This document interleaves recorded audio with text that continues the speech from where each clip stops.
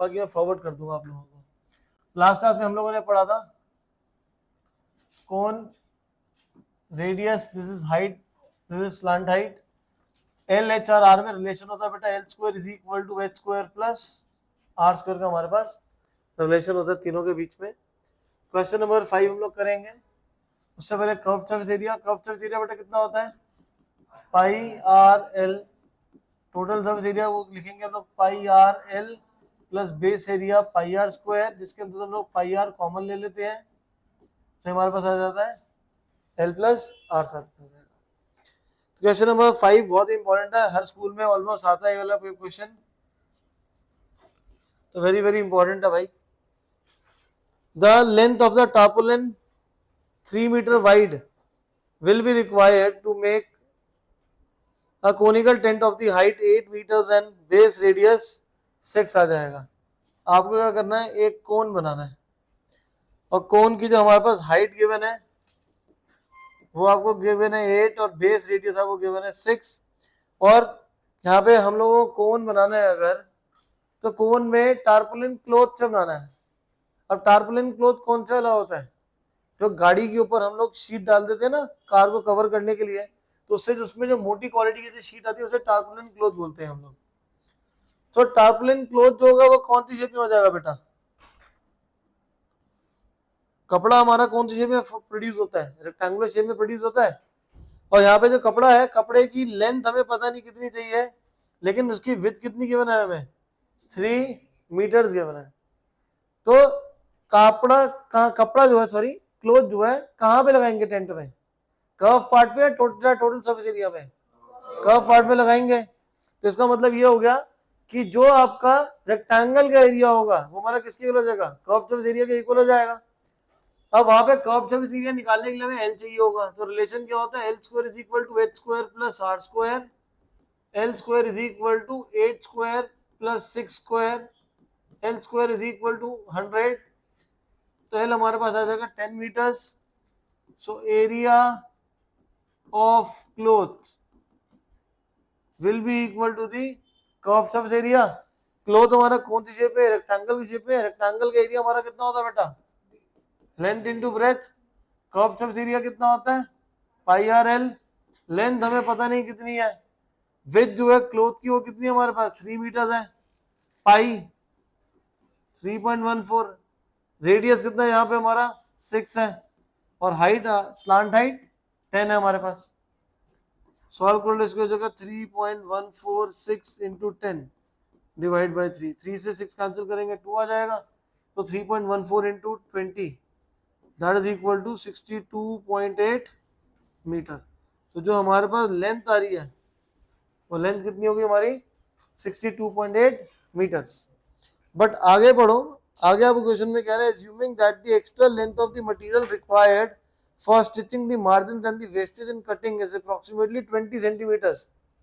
इसका मतलब क्या, कोई भी हम कपड़े को जब जोड़ते हैं, हम लोग टी शर्ट है शर्ट कोई पहनते हो, तो कॉर्नर पे हमारी क्या होती है उसमें स्टिचिंग हुई होती है। तो स्टिचिंग कैसे करते हैं, वहां पे क्लोथ को ओवरलैप करेंगे और फिर वहां पे मैं क्या करूंगा स्टिच कर दूंगा उसको, तो वहां पे जो हमारा जॉइंट्स है वो हमारे क्या हो जाएंगे आपस में ज्वाइन हो जाएंगे।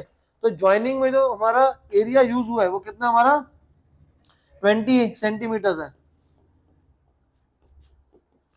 So length of cloth used for stitching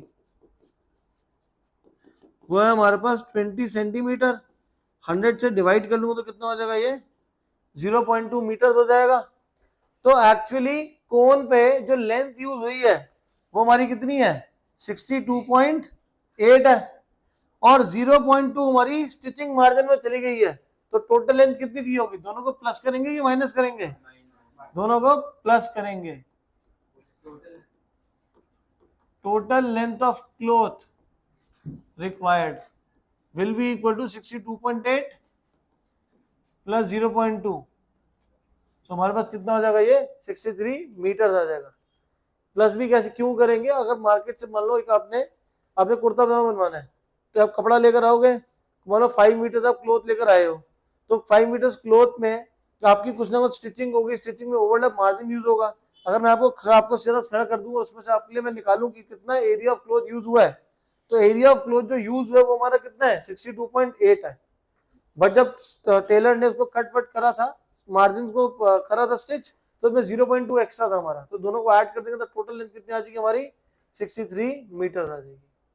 clear है ये चीज? ये क्वेश्चन पेपर में आता ही आता है, चाहे आपके PT3 में आ जाए चाहे फाइनल में है, ये पेपर में आया ही जाएगा क्वेश्चन, क्योंकि बच्चों को प्रॉब्लम यही होती है कि यहाँ पे 0.2 को प्लस करना भूल जाते हैं आखिरी में। ठीक है, next question number 6। Question number 6 में आपके पास बोल रहे थे slant height and the base diameter. Slant height का मतलब हो जाएगा L गिवन है, that is equal to 25 metre, diameter 14 है, तो रेडियस उसका हो जाएगा 7 metre. Find the cost of whitewashing its curve surface area. हमें कहाँ पे पेंट करना है इसके कर्व सरफेस एरिया पे, तो कर्व सरफेस एरिया हमारा कितना हो जाएगा बेटा, that is equal to pi are l, 22/7, radius is 7, l is 25, 7 से 7 कैंसिल, 22 इंटू 25 कितना हो जाएगा हमारे पास 550 मीटर स्क्वायर आ जाएगा। तो curve surface area will be 550 metre square. आपको लेकिन जो कॉस्ट जो गिवन है वो कितनी गिवन है 210 फॉर रुपीज 100 मीटर स्क्वायर।